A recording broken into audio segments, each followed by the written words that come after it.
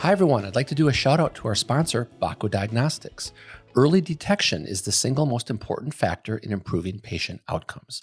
The Bacco Diagnostics team recognizes how impactful a podiatric physician can be and remains committed to supporting you in your role as the first line of defense in diagnosing conditions of the lower extremity. Thanks to the unwavering support of their clients, Bacco Diagnostics has been able to give back to the podiatric community for 16 years by providing podiatric educational resources and advocating for the position. Bacco Diagnostics, helping podiatric physicians keep America on its feet. If you have not yet had the opportunity to utilize Bacco Diagnostics services, get started today by sending an email to corporaterelations@baccodiagnostics.com. The first 50 podiatry offices who request a starter kit will receive a Dean's Chat mug. Hello, everyone. Welcome back to Dean's Chat, where we discuss all things podiatric medicine. My name is Dr. Jeffrey Jensen. I'm the Dean at the Arizona College of Podiatric Medicine and the co-host for the Dean's Chat podcast. Once again, I am joined by my co-host, Dr. Johanna Richey. Hi, Joe. Hey, Jeff. How's it going? It's going well. Exciting times at the college. Third-year students getting ready to go on rotation. First-year students having white coat ceremony. Life is good. Yep, and they're all picking their externship opportunities. So I'm very excited about today's guest. Oh, me too. Joining us on Dean's Chat, Dr. Kelli Iceman. Dr. Iceman, welcome to Dean's Chat. Hi, thank you so much. Thank you for having me today. No, it's wonderful. Thank you for joining us. We're fairly informal on Dean's Chat. If it's okay, let's go first names. Kelli, Joe, and Jeff. Perfect.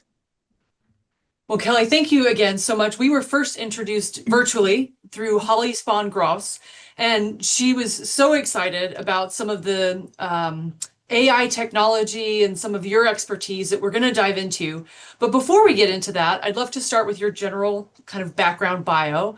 We like to highlight kind of where you came from, and then we're going to ask you, how did you find out about podiatry? So you got your Bachelor's of Science from Michigan State University in the field of Microbiology and Human Biology.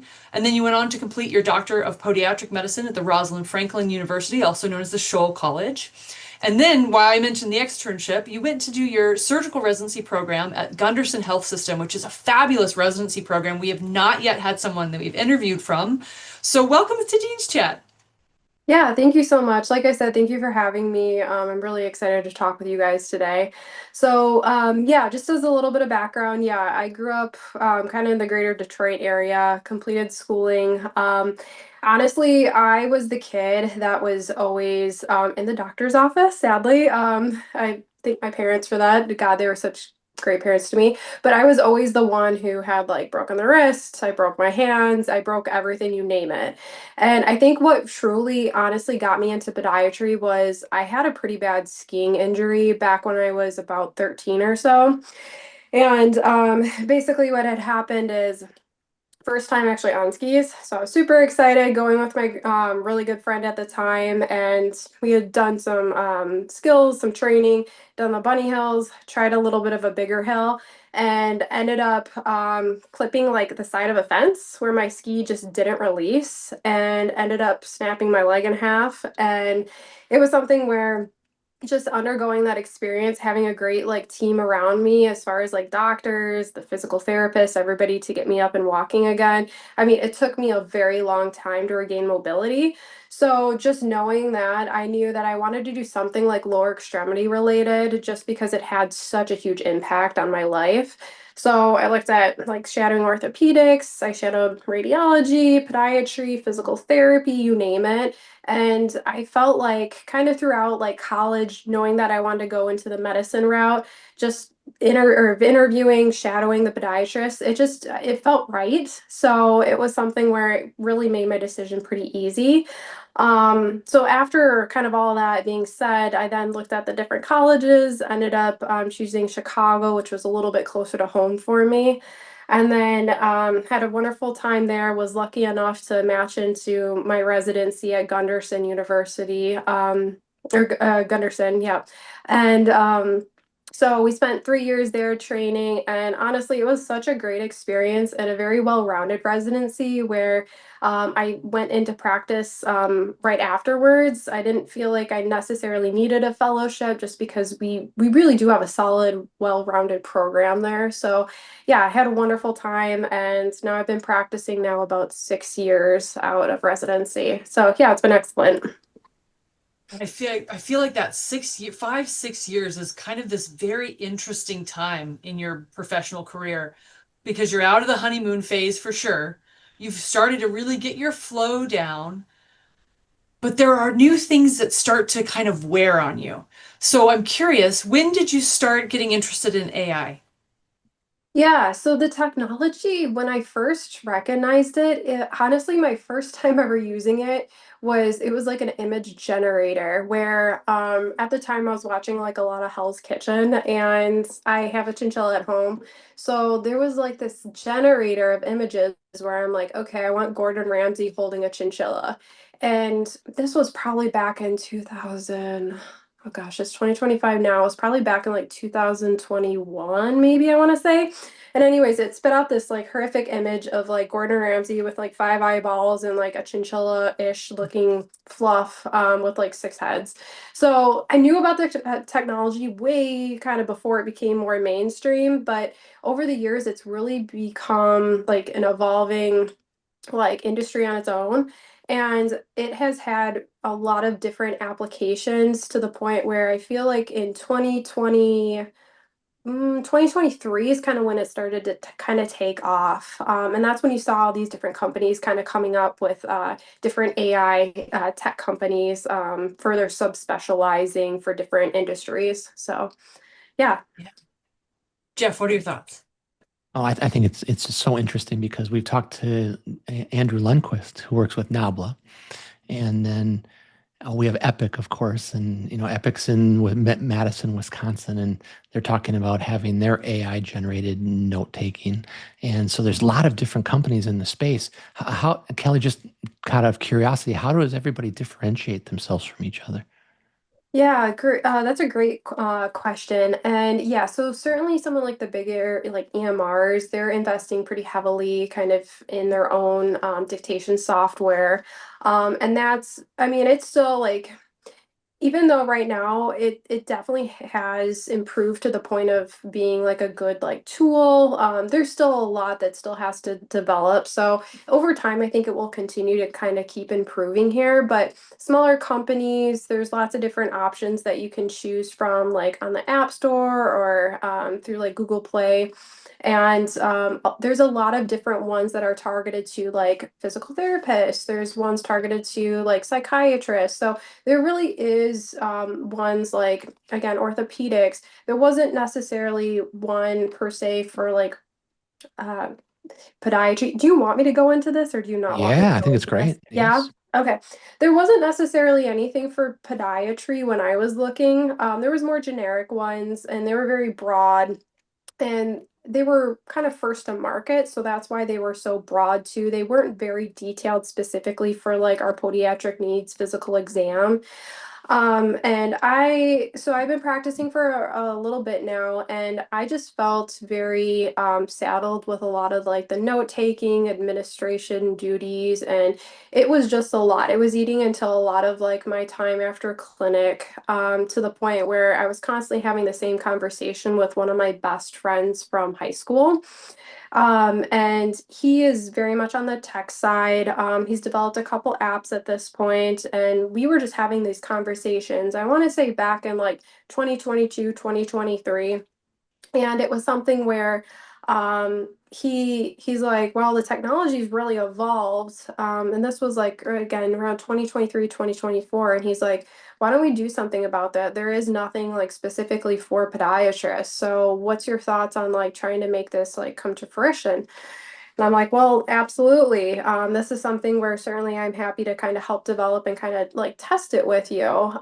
So what he ended up doing was putting together like a core team of like 6 or 7 people. And it was something where we were able to, I mean, kind of go through the entire process of developing an app, which in itself is no small feat. So, what's really been interesting, especially from like my experience, was helping to like train the AI. So you have to be very careful with like patient data, HIPAA, all of that. So learning how to like work around a system that doesn't have any sort of memory. And what I mean by that is if you go onto like Chat GPT and you ask it, how long does it take to get from point A to point B? And then you come back the next day and you ask it, okay, now I want to add in point C. It takes that previous conversation that you had and then can continue to like continue on the conversation and recognize what you had previously asked it.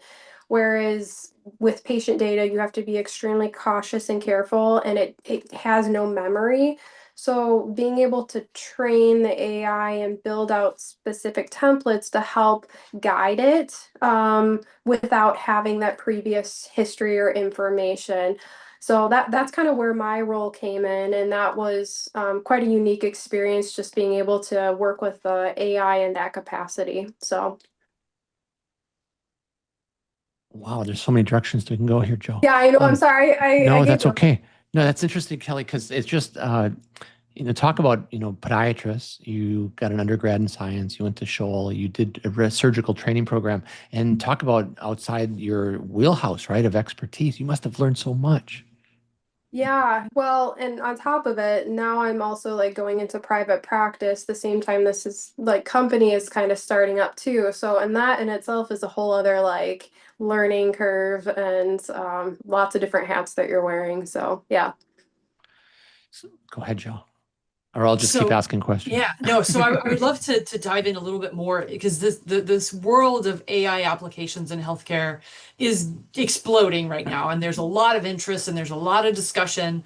There's a lot of fatalism out there, and I think there's a lot of optimism as well. And so as we're talking right now, just to make sure that there's clarity, we're talking about using AI for EMR charting applications. Is that right? Primarily, there are different companies where they are doing like prior authorizations. They're like helping like with denials and claims. And I mean, you can take it as far as even like scheduling for your clinic. And yeah, there's a lot of different uses and applications. And I feel like it's a very exciting time to be kind of jumping into some of these things because I think it will kind of open up a whole world of possibilities for practices and just really helping doctors and practitioners in general with just handling the patients and patient volume that's coming.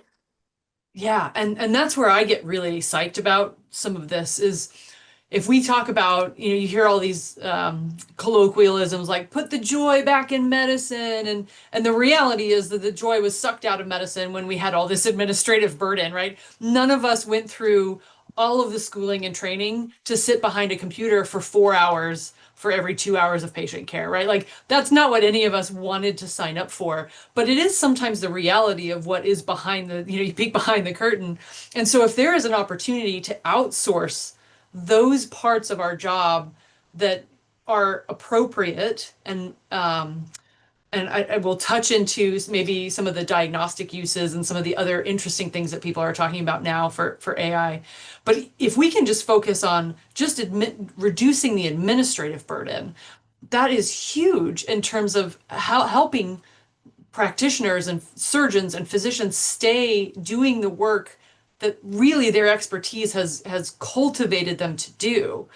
So I'd love to know when you started, because you're the chief medical officer for Olympus Concepts, you had started with this friend. What was that transition like? You're in a busy practice, you're taking on this new role, learning as you go, and starting a new practice. What does that look like?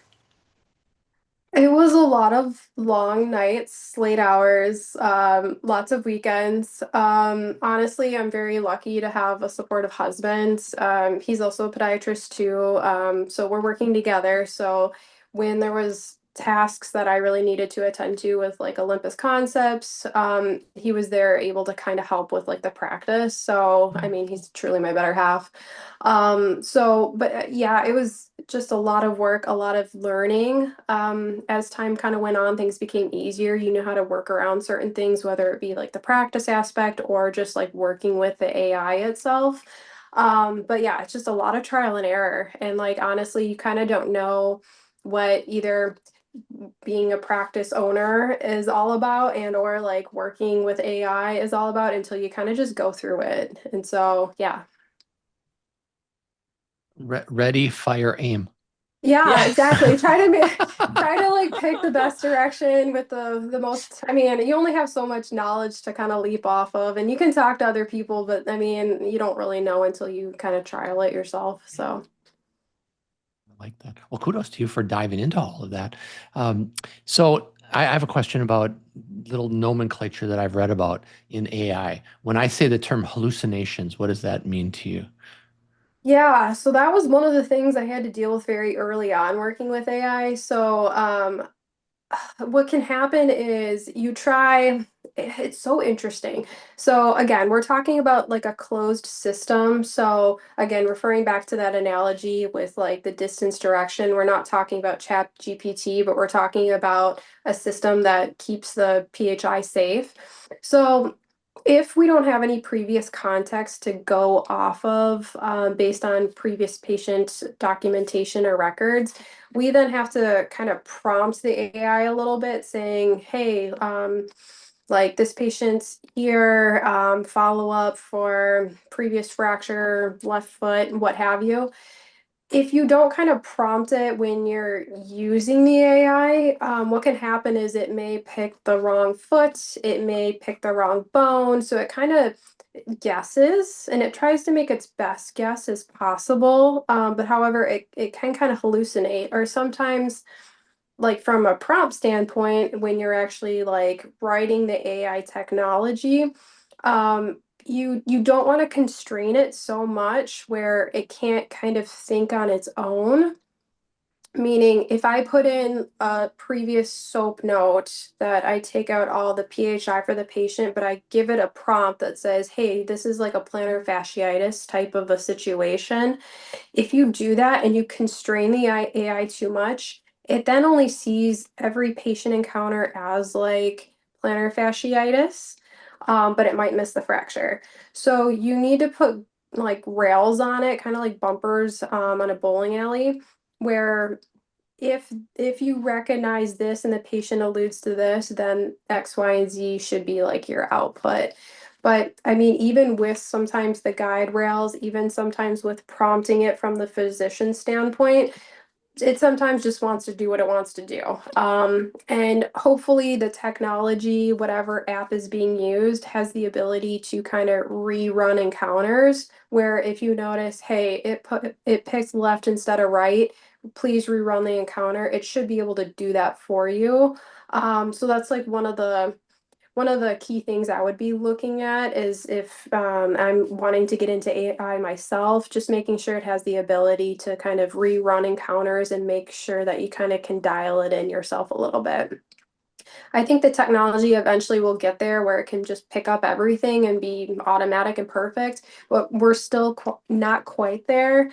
And so I feel like when we're talking about hallucinating, again, it's either kind of hallucinating what it's picking up when the doctor's saying and or it's hallucinating based on like the prompt that's written. Hopefully that made sense. Yeah, I just thought it was interesting nomenclature. Thank you for putting context around it. Mm-hmm. Joe, you want to talk about the residency experience? I would love to. Yeah. So we All can right. certainly kind of transition a little bit. Our students right now, Kelly, have been in the process of picking all their externships. And it's been a long time, in fairness, from when you had to do that, but not that long ago. At this phase of your career, we'll start with, do you have advice that you would have given your younger, like maybe 2 years, 1 to 2 years out of practice? What do you know now that you wish you would have known then? As far as kind of picking my externships, We'll um, just say any career advice, and then we'll go into externships separately. I realize I want to make sure I ask you this question before we go into externships. Okay. So I just want to make sure I'm clear and I am correctly answering your question. So advice 1 to 2 years out, what advice would I give myself looking Yeah. back at that point?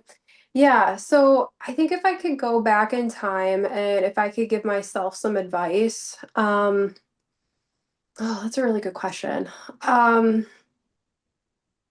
I mean, I feel like you come out pretty confident, pretty like capable. I think one thing is like, and I wouldn't say I did this myself or I didn't do this myself, but just keep learning, keep studying, keep reading.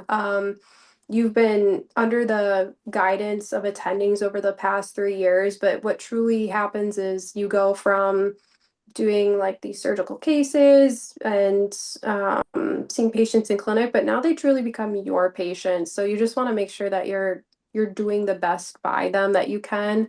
And so if you're not sure, if you still need to refer back to your notes, if you still need to study up and kind of go through the literature, I mean, there's nothing wrong with that. You're still learning.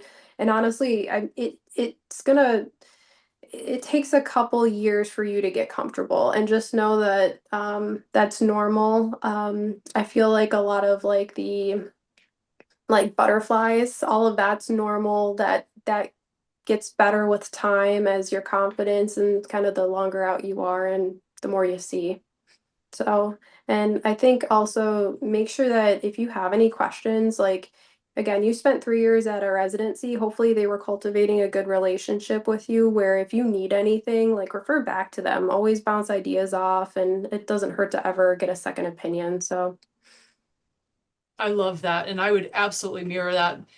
You feel like you're the only one that has to ask for help. And so you feel like, oh, I shouldn't have to do this because I went through this great training and now I'm on my own and I feel good about my plan, but I would love to just run it by someone. yeah. And there's this weird hesitation in that very beginning. And again, I'll go to I language. It lasted for me about 2 years.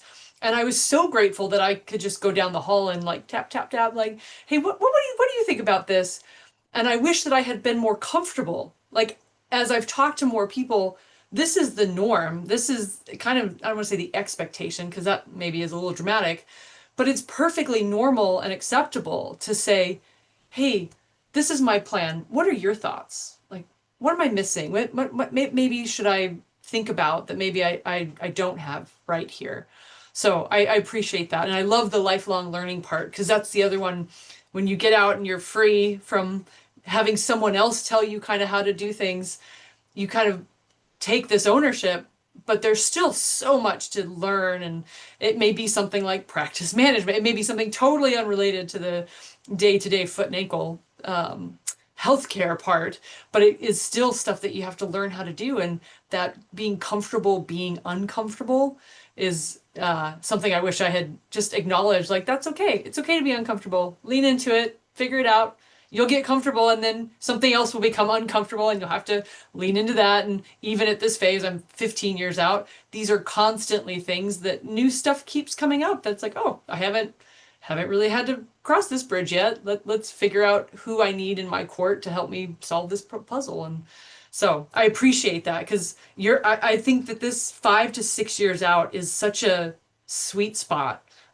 So we'll have to come back in like 5 years and ask you your 10-year update. And, Jeff, anything before I transition to the externship stuff? Yeah, I have a question. So you're married to a podiatrist, and that's really cool. I mean, then you've got someone to bounce things off all the time. Did you meet in college or school or residency? How'd that play out for you? Yeah, so initially we were just friends like throughout like podiatry school. We started dating kind of towards the later parts of schooling. And then what was actually really interesting was we both happened to match into the same residency just by like chance. We didn't really go into anything like planning, hey, we have to like root for this one residency, what have you. But yeah, so it just happened to work out that way. And which has been nice because yes, I have like a built-in partner I can kind of check in with and just ask questions and run cases by them too. But he ended up actually doing an additional year of fellowship. So that's something where he then also went on to get a different like set of skills and training. So yeah, I mean, it's been very helpful from that standpoint. So And we always we have in the past interviewed couples, and the stories are always interesting and the direction that careers take. And it's neat that you're building into practice. Are you in practice together then, Kelly? yeah, we are, sorry. Yeah, so our story, we were dating in school. We were dating throughout residency. We ended up, or he ended up getting, he did the Weil Foot and Ankle Fellowship. I then started practice in Michigan, and this is in 2019. So when he's finishing up fellowship, that's when COVID happens, and he's looking for a job near me, and just there just wasn't much going on at that time. So that's why he ended up kind of practicing up in Wisconsin, and we were split up for about a good 3 years or so. And that's how I transitioned then over to Wisconsin as well. And we just had the hardest time finding positions in a similar area geographically. So one of our previous like co-residents then reached out to us in Minnesota, and he's like, "Hey, I need a lot of help. I'm actually looking for two." And that's how we kind of were able to then migrate over to the Minnesota area. So that way you could actually start a life together. And then, yeah, we've been in practice together since. So, Congratulations. That's wonderful. yeah, thank you. Very good. Well, Lynn, then let's talk about residency a little bit. Tell us about the residency experience at Gunderson, because we've had students rotate there and they've loved it, and La Crosse is such a neat community. How was that experience for you? Yeah, I mean, it was great. So going in before the match process, like my husband and I, we didn't let each other, or we tried not to like make our relationship known because we wanted to stand out as like individuals. And if they liked us, great. If they didn't, then again, we just wanted to be separate. Going into residency together, it was pretty interesting. So they knew we were together at that point. And when you're a first year, you're taking a lot of call, a lot of nights, a lot of weekends.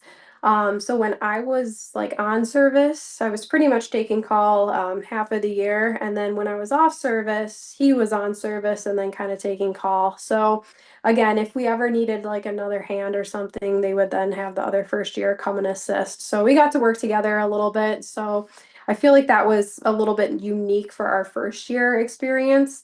Um, Second year, again, you're have a little bit less call, getting more a little bit more surgically oriented, bigger cases, working with some of the different attendings that take on a little bit of the larger reconstructive work. And then third year, again, kind of a smattering of just more types of surgeries, the trauma surgery team. So I feel like from like a clinic and a surgery standpoint, very well rounded, balanced. So I know there's definitely some programs that are a little bit more clinic heavy, and then other ones that are probably a little bit more surgery based. But truly, it's something where I think you do need a good balance of both, so that way you come out prepared. But like I said earlier, you're never going to be able to get all your training done in 3 years. So it's something where continue to keep on learning and practice. So true. Joe? Yeah, I love that. So, if I'm understanding correctly, your first year is more of the call heavy. We get questions from students about call. It lightens up a little bit in the second year. In third year, when you're taking some of the trauma cases, are you taking call again for trauma, or how does that kind of work out?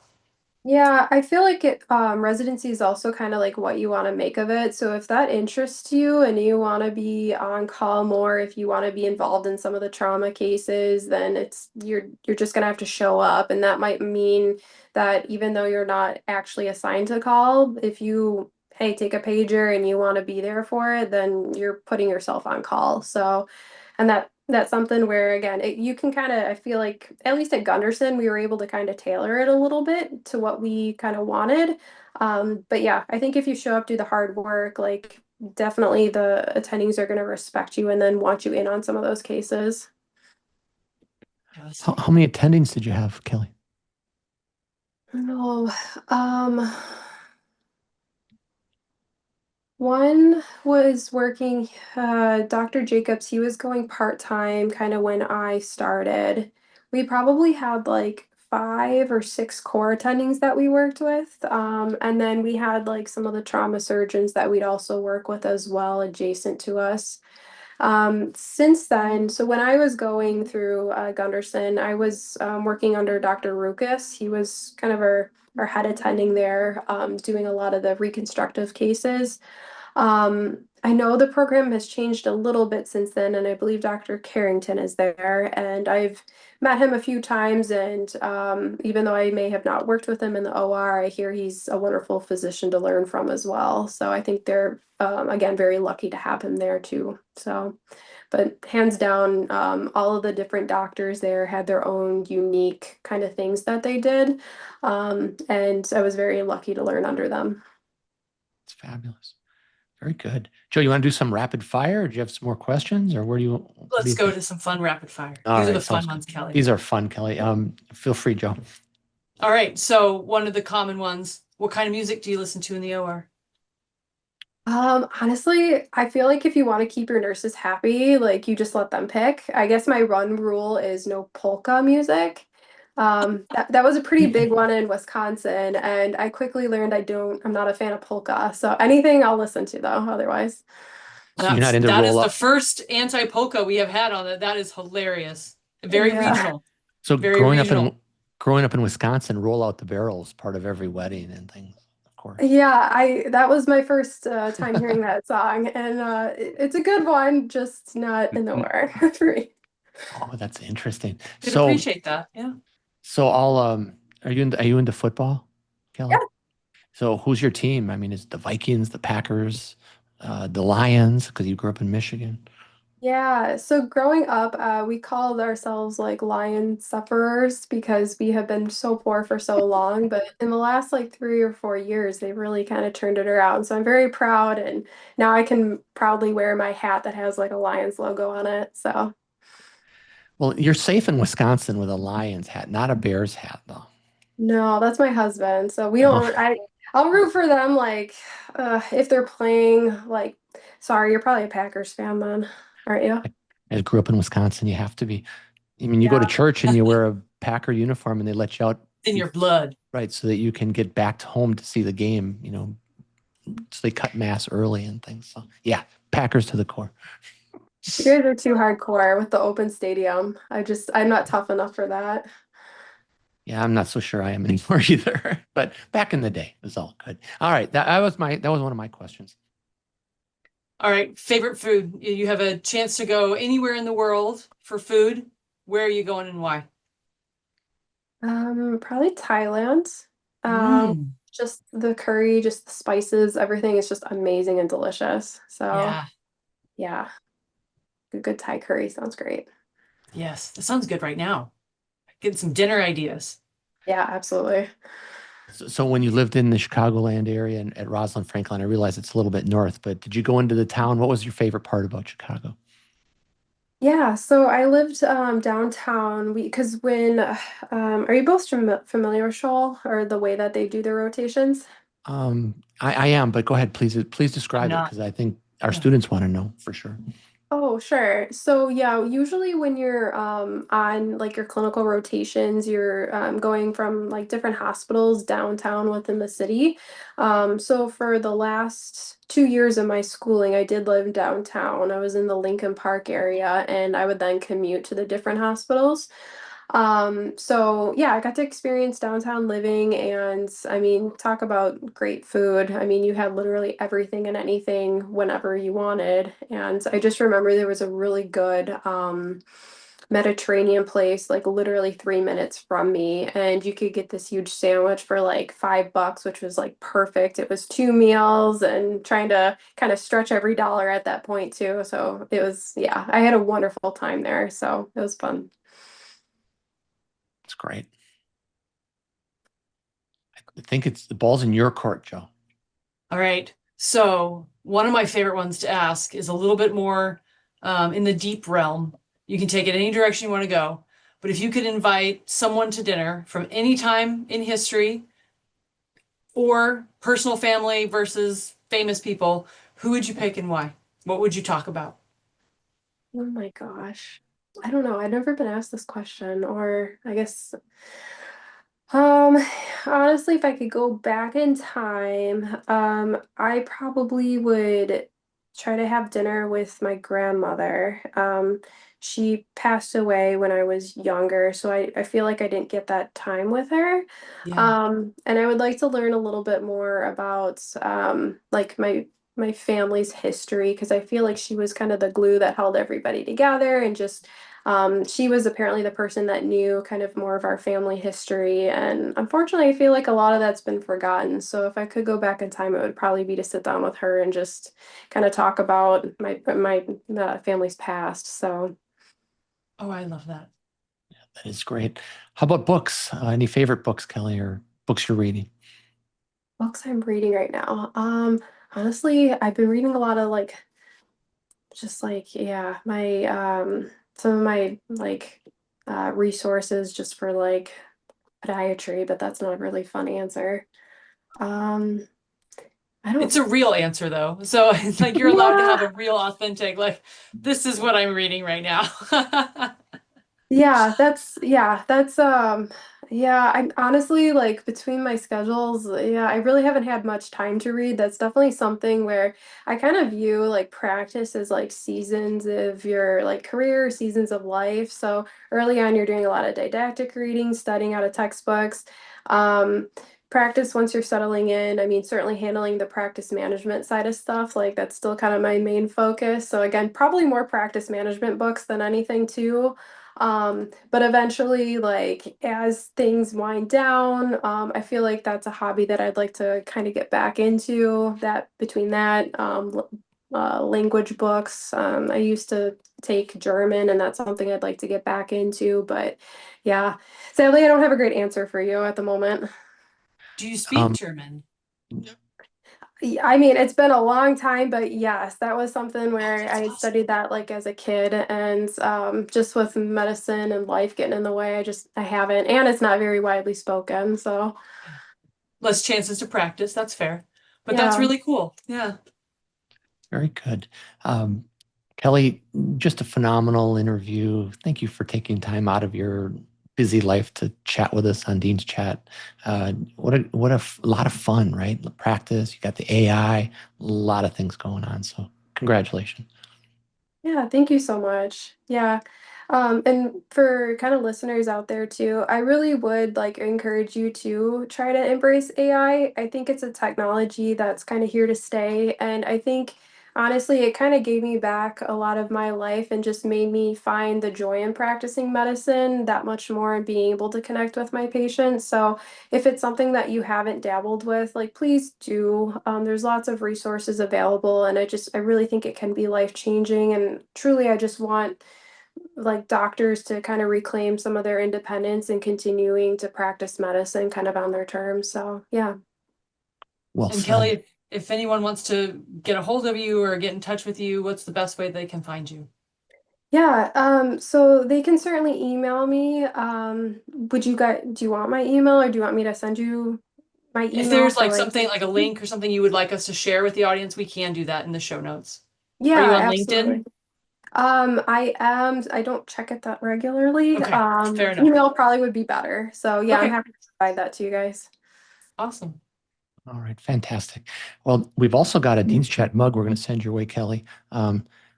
Dr. Arrett from LeCom said, "Start your day the Dean's Chat way," and we stole it from him. So it's for your caffeine of choice in the morning, Oh, I if you're love into it. caffeine. Oh, So, absolutely. Thank you so okay, much. That's kind of you guys. you are so welcome. Joe, any last words? No, thank you so much, Kelly, for taking the time today to share with our audience your experiences, and we're just really excited to have incredible new, again, young practitioners like yourself blazing new trails and so many different opportunities in the profession. So thank you. Yeah, thank you guys again so much. I appreciate it. All right. Well, to all of our listeners, if you're listening on Apple or Spotify, please give us a 5-star rating or leave a comment or two. And if you're watching on YouTube, by all means, become a subscriber. Joe and I will continue to bring leaders in podiatric medicine with different interests like AI, like Kelli has. So it's such a fascinating world in medicine right now. Doctors are treating patients and they're reaching out, and everyone's got kind of got this different side hustle. So I think it's really neat that you're reaching out in that way. And I'm taking your advice on the AI. I'm trying to learn as much as I can, Kelli. Yeah, no, I truly hope it helps. So yeah. Definitely. All right, everybody. Have a wonderful week. Cheers, everyone. Bye-bye. Cheers.